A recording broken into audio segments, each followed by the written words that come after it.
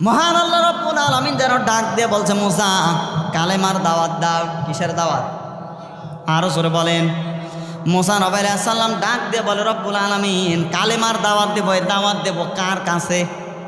কার কাছে যাব?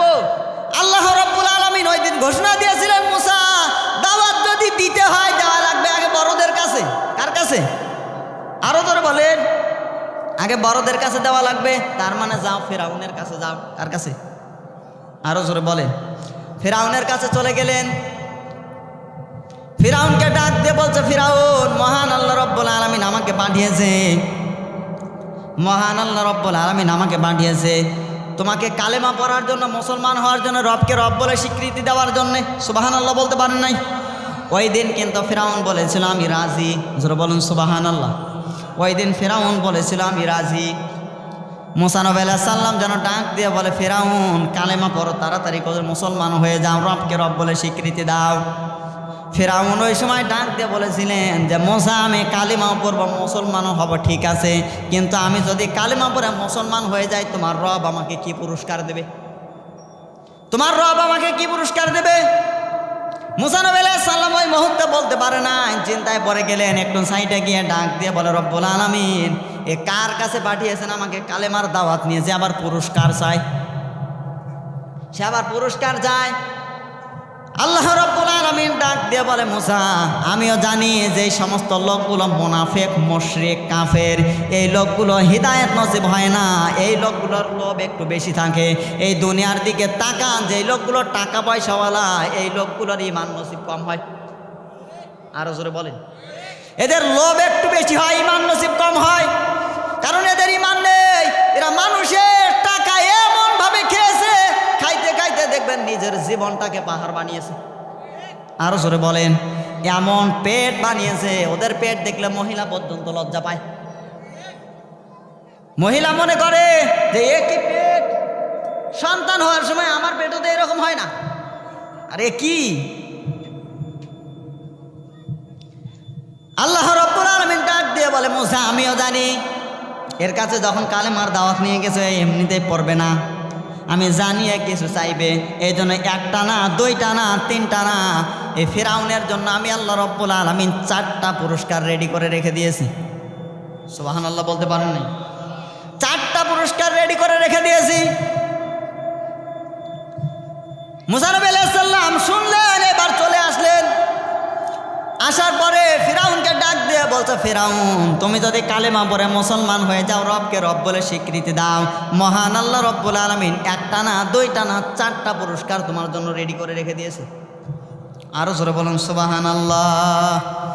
ফিরআউন এবার ডাক দিয়ে বলছে, মুসা কি কি পুরস্কার বলো দেখি, কি কি পুরস্কার দিয়েছে বলো দেখি।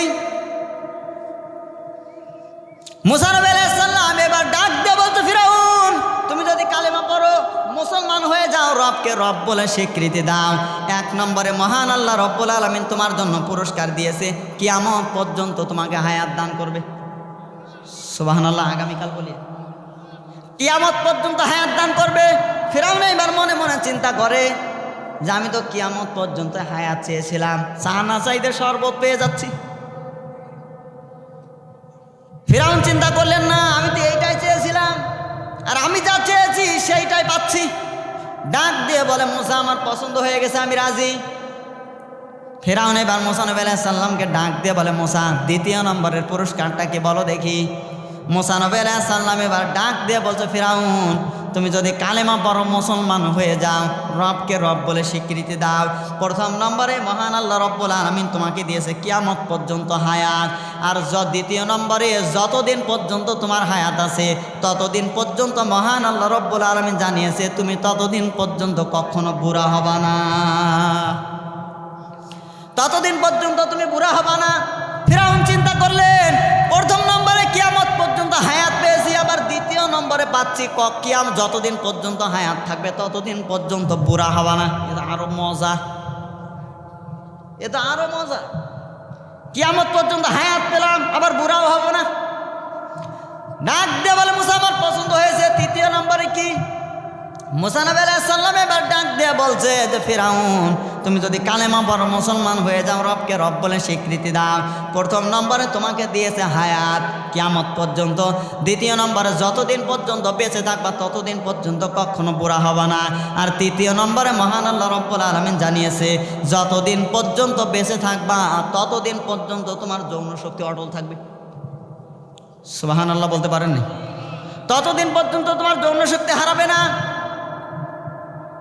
ফিরাউন এবার চিন্তা করলেন, প্রথমে পেয়েছি কিয়ামত পর্যন্ত হায়াত, আবার বুড়াও হব না। এরপরে আবার দিয়েছে আরেকটা জিনিস, যেটা পেলে শুধু মজা। সুবহানাল্লাহ বলতে পারেন নাই?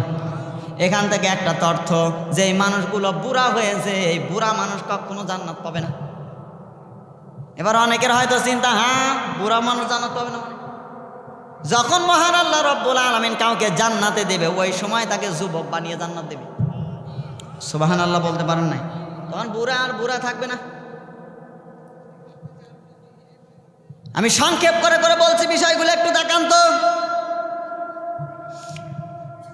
মুসা নবী আলাইহিস সালাম ডাক দিয়ে বলে, ফিরাউন তোমার জন্য চতুর্থ নম্বরে মহান আল্লাহ রব্বুল আলামিন ঘোষণা দিয়েছেন, তুমি যদি কালেমা পড়ো মুসলমান হয়ে যাও, রবকে রব বলে স্বীকৃতি দাও, প্রথম নম্বরে দিয়েছে কিয়ামত পর্যন্ত হায়াত, দ্বিতীয় নম্বরে যতদিন পর্যন্ত হায়াত থাকবে ততদিন বুড়া হবে না, আর তৃতীয় নম্বরে যৌবন দিয়েছে মহান আল্লাহ তোমায়, আর চতুর্থ নম্বরে মহান আল্লাহ রব্বুল আলামিন ঘোষণা দিয়েছেন যতদিন, এটা তিনটা পাওয়ার পরে কিয়ামত যখন সংগঠিত হবে, এরপরে সবচাইতে বড় জান্নাতটা তোমার নামে লিপিবদ্ধ করে দেবে।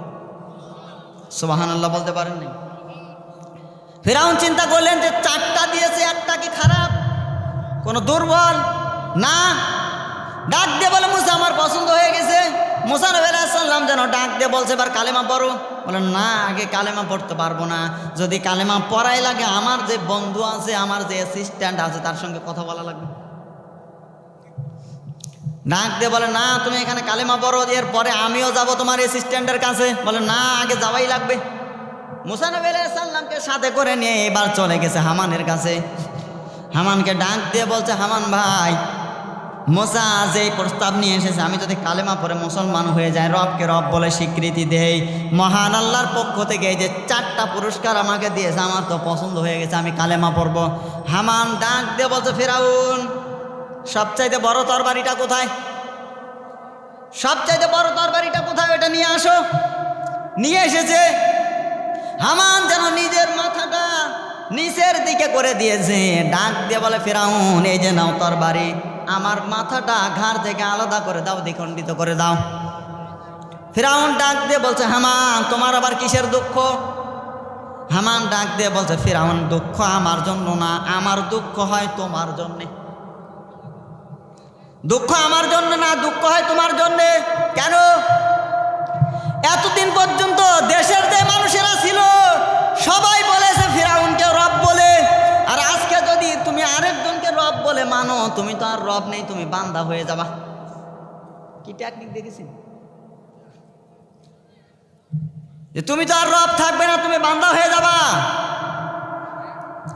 আজও তাকিয়ে দেখেন বাংলাদেশের মধ্যে কত মানুষদেরকে আলেমরা বুঝিয়ে যদি একটু হলেও জায়গা মতো নিয়ে আসার জন্য চেষ্টা করে, এই রকম হামানের মতো কিছু মানুষ এমন কিছু কান পরা দেয়, এমন কিছু বুদ্ধি দেয়, এই মানুষগুলোকে নিয়ে আসা তো দূরের কথা, এই মানুষগুলো আরো ইসলামের ক্ষতি বেশি করে।